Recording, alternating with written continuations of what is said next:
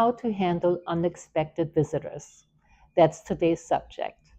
So the first one would be when unexpected visitors are knocking on your door. When visitors, after you have invited them in, overstay the welcome. And number three would be when visitors take things that don't belong to them at all. How do you handle these things? Well, do I have some great answers for you? Hi there, my name is Ellen, and I welcome you to my channel. Thank you so much for tuning in. So the first one would be when people are knocking on your door. So there is such thing as an actual door to your home, and then there's another door which is called FaceTime. So these days, often people knock on your door, FaceTime. You don't have to answer that call if you don't want to. Say you just stepped out of the shower, maybe you're in the bathroom, or you just took a nap, or you just started to lay down and you don't want to be bothered. It's all right not to answer that FaceTime call, even if it is loved ones, right? Um, in return, you could just shoot them a text and tell them, you know what, let's reschedule for 10 minutes from now, or 15 minutes, or an hour, or tomorrow, right? One other day. Um, I think it's all right for people to surprise you with FaceTime. There are some people that's all they ever how they contact people is by FaceTime, and like I said, you don't have to take the call. And just because you see their face does not mean that they see your face. So it is like inviting them into your home. That's really what it boils down to. If you're at home at the time when they are FaceTiming you, so. Would you do the same thing if the same person or the group would knock on your actual door, as an example? Would you? um, so that's where it kind of becomes a little critical, right? Because you don't always want to open up the door necessarily. Like I said, you might be engulfed in something else, or perhaps you're cooking in the middle of doing whatever, baking. um, so if somebody is knocking on your actual door, I don't think you necessarily need to answer that at all if you don't want to.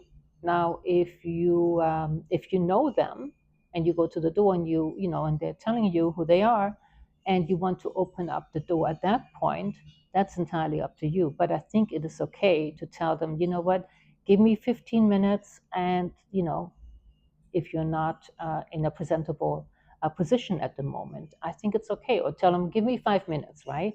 That doesn't mean you have to let them in and have them sit on the sofa and wait for you to get ready. It's okay not to open the door.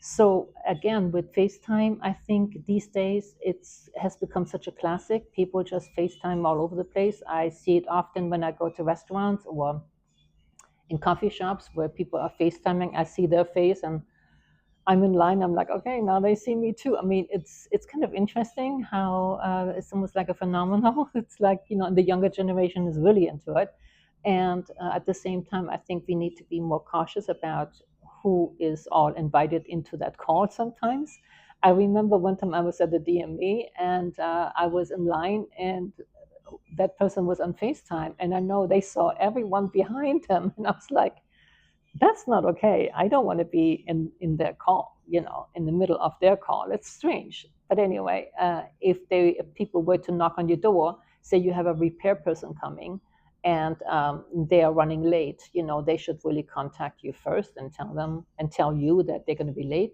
If they don't and just knock on the door, I think it's okay to reschedule.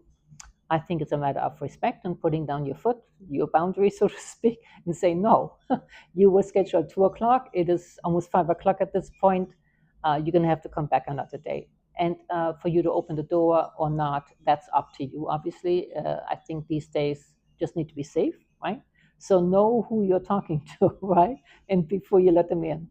Now, if a visitor is popping by, and you decided to let them in, although it was kind of unexpected, and then they stay much longer than you were hoping that they would stay. I'm thinking, it's all right to tell them that you need to move on, that you perhaps have another engagement, or you just got to get to bed because it's really late. I know I've had gatherings, where there was a party and people just stayed and stayed, and I'm like, oh my gosh, are you kidding me? It's almost 11:30 and you're still here, and I thought the party was wrapped up at 10, right? So it's you shouldn't have to put on your pajamas or pretend to be yawning.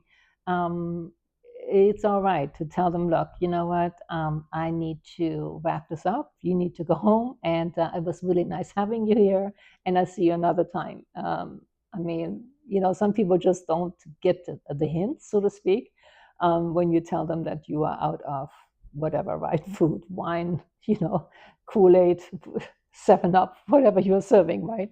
But yeah, some people don't get the hint. They just love your home, and it's a huge compliment, obviously, when they like your home. But at the same time, there needs to be somewhere a time frame on when you can have your home back, right, to yourself. So that is about overstaying the welcome at times. You can even have people at times, and I don't know if you've been there or not. I know I have. And so I speak of my personal experiences, obviously, and I'm hoping that I can inspire you to gather up some strength and say no. Sometimes you just have to say no. And so I know that I've had people that I had visiting, and I thought they would just stay for a few days, and a week later, they're still there. So sometimes you just have to tell them, you know what, we need to, you need to move on. You need to. It was lovely having you, but I do have to get back to work or whatever it might be, right?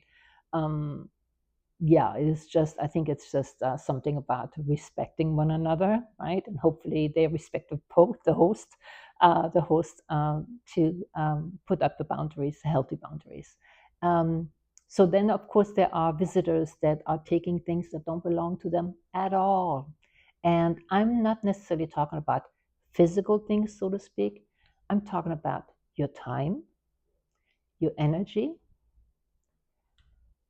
because that's something that your time is so valuable. It's of such value, and I don't think people really understand it all the time, that that time is something that it does not come back to you.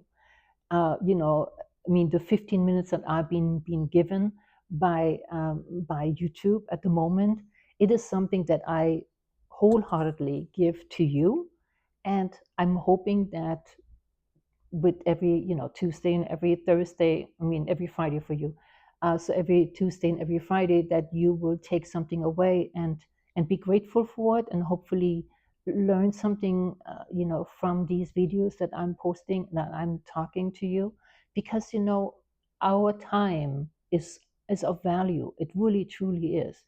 You can't put a price tag on it unless you're working for someone, obviously, and even then I think everyone is underpaid, because there there really truly isn't a price tag on time, because once it is gone, those 15 minutes, they will never come back again. And I think if you really look at that, you may slow down a little bit with just giving your time to everyone, right? um, think of it as a huge gift that you're giving someone.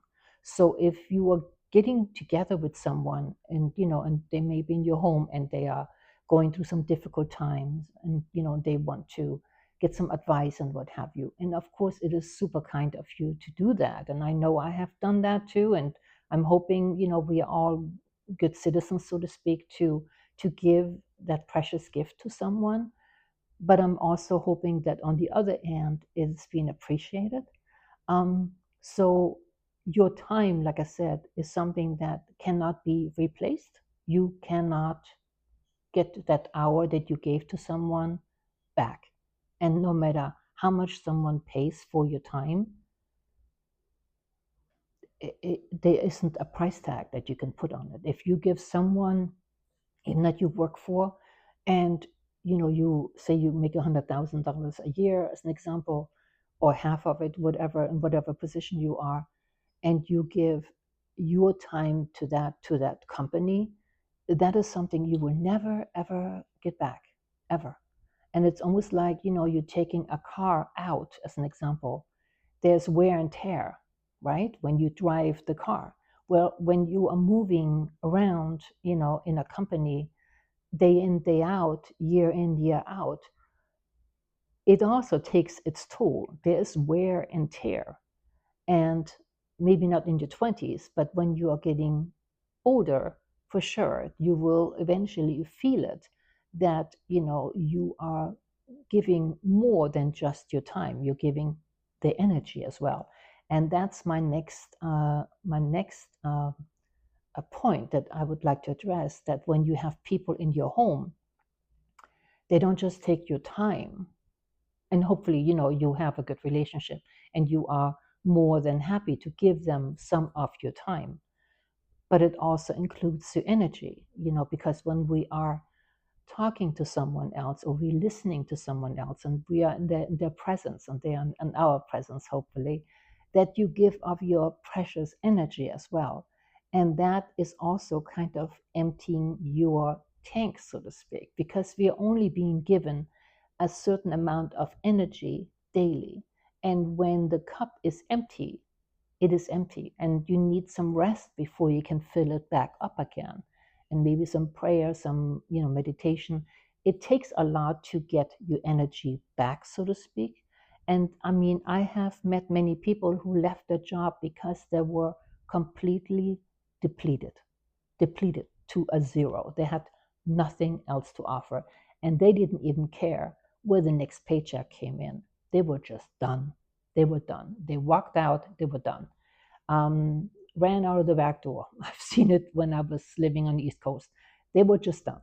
So it is interesting when you are a person who gives a lot of themselves. Um, I hope that it would be a give and take. So when someone is in your home, though, it is a whole different scenario, because now you are in your castle, right? You are in your precious, precious energy field, where you are roaming, where your energy is roaming, where your happiness is, your happy place, right? It's where you fill up your tank, so to speak, right? And so that is something that needs to be highly respected when someone comes to your home. And they need to understand that it is a gift, right? A gift that the host is giving to the visitor, to let them sit on their furniture, on their, eating their food and what have you. That is a precious gift. And I don't know if people always honor that, in the way it needs to be honored, because it is of such great value when you give of your time. Again, never, you can't replace that time. You can't take it back. You can't get it back in any way. Or your energy as well, right? Because again, that is also a gift that you give to someone else. And when you have people in your home that are coming to visit, and they stay longer than they should, or that you almost need to kick them out. I hope not, but sometimes that's what it takes. But be careful on who you let into your home. So these unexpected visitors, often they mean well. They really, really do. But that doesn't mean that it is going to leave you well, right? You may not feel well after they leave. And that is what you need to take into this whole scenario, right? Be it in your home, or if you are giving someone a ride. Again, that is again an enclosed space that you need to be careful with whom you share your energy with, right? Your energy and your time. Even at work, in your office, right?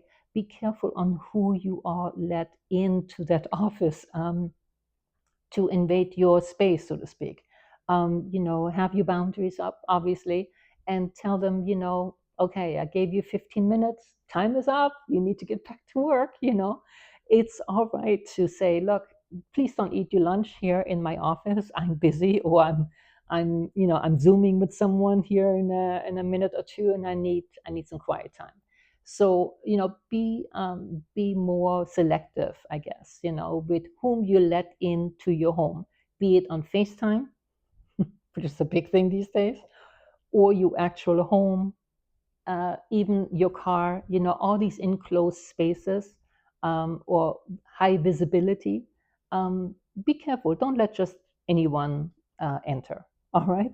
So I hope this all has helped you a lot. Like I said, I thought this might be a great segment. So please like and share and subscribe. It's always free on YouTube. Thank you so much. I'll see you